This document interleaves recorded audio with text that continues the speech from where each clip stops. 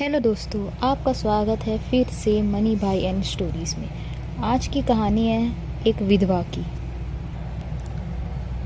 कौशल्या और रघुवीर की एक बेटी थी सविता। सविता को बचपन से ही पोलियो मार गया था, जिससे वह एक पैर से अपाहिज थी। सब लोग उसे दया की दृष्टि से देखते थे और अपने माँ बाप की बहुत लाडली थी।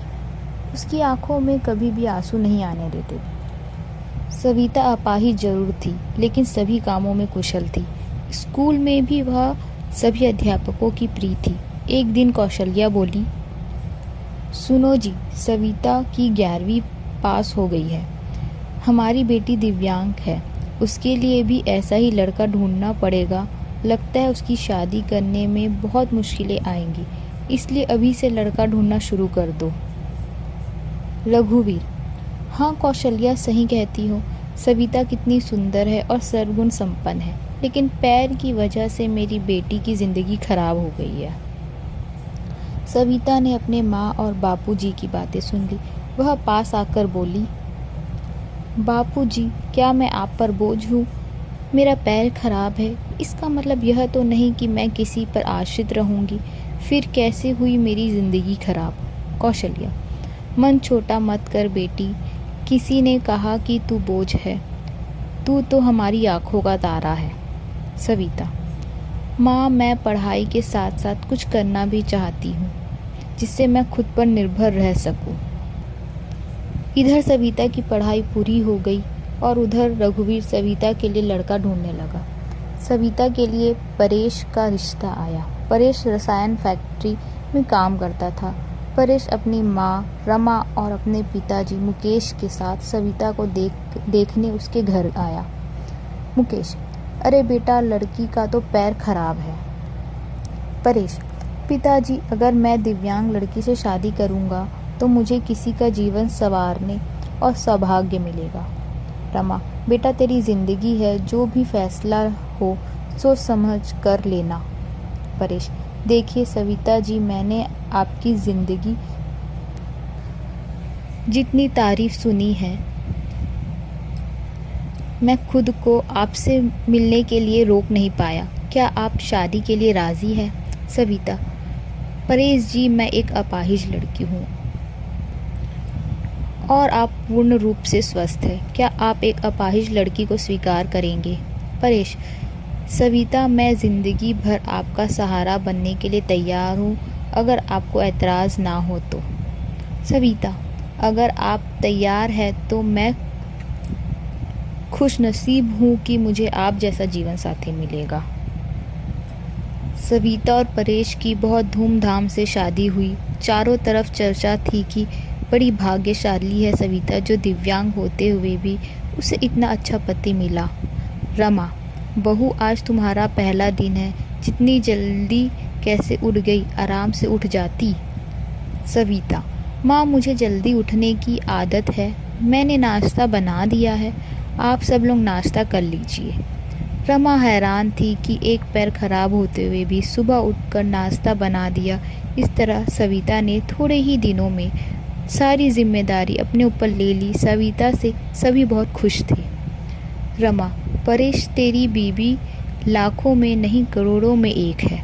मैं तो डरती थी कि कहीं ऐसा ना हो कि एक दिव्यांग लड़की से शादी करके कहीं मेरा बेटा जिंदगी खराब ना हो जाए। परेश, माँ, मेरा फैसला कभी गलत नहीं हो सकता। आपसे एक बात कह रहा हूँ कि अगर मुझे कुछ हो जाए तो सविता को अपनी बेटी की तरह रखना। रमा, चल पागल, ऐसा नहीं बोलते, वो अभी भी मेरी बेटी ही है। और अगले ही दिन उनकी खुशियों को जैसे किसी की नज़र लग गई। परेश की फैक्ट्री में जहरीला गैस लीक हो जाने से कई लोगों की मौत हो गई, जिसमें परेश भी शामिल था। जब ये खबर परेश के घर पहुंची तब घर में हाहाकार मच गया, लेकिन सविता तो जैसे पत्थर सी हो गई। वह खामोशी थी, उसकी आंखों में आंसू नहीं थे। वह परेश को यूं ही फटी आंखों से देखती रही। कुछ औरतों ने उसे हिलाते हुए कहा, बहू रो ले, देख परेश, वह मर गया है, अगर रोएगी नहीं तो पागल हो जाएगी। तू विधवा हो गई है, विधवा। इसी तरह की बातें सोचकर सविता फूट फूट कर रोने लगी। सविता रोते हुए बोली, उठो परेश, आंखों खोलो। मैं अकेले किसके सहारे जीऊंगी? अभी तो मैंने तुम्हारे साथ कुछ ही दिन गुजारे थे, फिर मुझे अकेला छोड़कर क्यों चले गए? परेश का अंतिम संस्कार हो गया और सविता के अरमानों का भी। रमा, अरे ये क्या बहू, सफ़ेद साड़ी क्यों पहनी तुमने? सविता, माँ, सबने मुझे कहा कि मेरे जीवन के सब रंग परेश के साथ ही चले गए, अब मुझे सफ़ेद साड़ी ही पहननी है। रमा, नहीं बेटी, तुम हमारे दुख को और मत बढ़ाओ, आज से तुम कभी भी सफ़ेद कपड़े नहीं पहनोगी। हफ्ते महीने यूं ही शोक में गुजर गए। कौशल्या और रघुवीर सविता को लेने के लिए आए। कौशल्या, मेरी बेटी का जीवन तबाह हो गया, पूरी ज़िंदगी अकेले कैसे काटेगी, इसलिए हम उसे अपने साथ ले जाना चाहते हैं। रमा, देखिए समधन जी, सविता कहीं नहीं जाएगी, आप उसकी शादी करके कर्तव्य मुक्त हो चुके हैं, लेकिन अब हमारे भी कुछ कर्तव्य है। हमारी बहू हमारी बेटी बनकर हमारे पास ही रहेगी। ये कहते हुए सविता ने को गले से लगा लिया। मुकेश, हाँ समधी जी, रमा सही कह रही है, हम सविता को आगे पढ़ाएंगे और किसी लायक बनाएंगे, आप चिंता मत करना, हम अपनी सविता को पलकों में बैठा कर रखेंगे। सविता, माँ बापूजी, परेश इनके लौते बेटे थे, अब वह नहीं है तो ऐसे में मैं इनको छोड़कर चला जाऊं, ये सही नहीं है, मैं इनके पास रहकर ही इनकी सेवा करूंगी। सविता के माँ बापूजी चले जाते हैं। अब सविता अकेली थी, उसने अपना सारा ध्यान पढ़ाई में लगा दिया। ऐसे में उसकी मुलाकात गौरव से हुई, जो समय समय पर सविता की पढ़ाई में मदद करता था। गौरव मुकेश के दोस्त का सबसे अच्छा बेटा था। उसका काम के सिलसिले में परेश के पिता के पास आना जाना लगा रहता था। गौरव इंजीनियर था और बड़ा ही शालीन स्वभाव, संस्कारी लड़का था। चारों तरफ औरतें बातें बनाने लगी। एक औरत बोली, अरे देखो कैसी विधवा है, ये सफ़ेद साड़ी नहीं पहनती है, पति का ज़रा भी दुख नहीं है।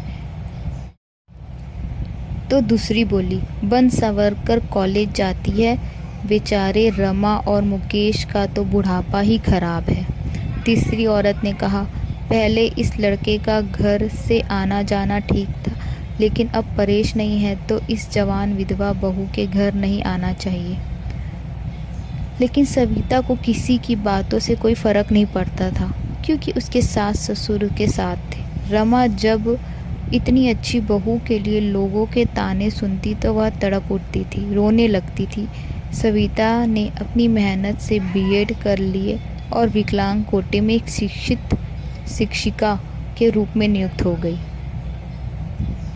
रमा, सुनो परेश के पापा, हमारी सविता अब एक टीचर बन गई है, लोग ना जाने उसे कैसे कैसे ताने देते हैं, हमें अब उसकी शादी कर देनी चाहिए। मुकेश, सही कह रही हो रमा, विधवा है, अनाथ नहीं, जो लोग उसे उल्टी सीधी बातें सुनाएंगे। हम अपनी बहू की शादी धूमधाम से करेंगे। मुकेश ने जब अपनी बहू के रिश्ते की बात कुछ लोगों से की तब लोग कहते थे, अरे मुकेश तू पागल तो नहीं हो गया है, विधवा बहू की शादी करना चाहता है तू? मुकेश, हाँ मैं उसकी शादी करना चाहता हूँ, उसकी ज़िंदगी से विधवा शब्द हमेशा के लिए मिटाना चाहता हूँ। तभी गौरव ने आकर कहा, गौरव अंकल, अगर आप सविता के काबिल समझे तो मैं आपकी बहू से शादी करना चाहता हूँ। मुकेश, गौरव तुम? गौरव, हाँ मैं। मुकेश, मुझे यकीन ही नहीं हो रहा है कि मेरी बेटी तुम्हारे लायक है और होनहार बेटा पसंद करेगा। मुझे तुम पर गर्व है, मैं शादी के लिए तैयार हूँ बेटा। तभी मुकेश घर आकर सविता से कहता है, सविता बेटी, तुम जानती हो मैंने हमेशा तुम्हें अपनी बेटी से बढ़कर माना है। मैं चाहता हूँ कि तुम्हारी ज़िंदगी के अधूरे सपने को पूरा करूं। मैं तुम्हारी शादी गौरव से करना चाहता हूं। तुम्हें कोई एतराज़ तो नहीं है सविता? पिताजी परेश की जगह शायद ही मैं किसी और को दे पाऊँ, लेकिन आपने जो मेरे लिए किया है वो कोई कर नहीं सकता। आपका फ़ैसला मेरे सर आँखों पर।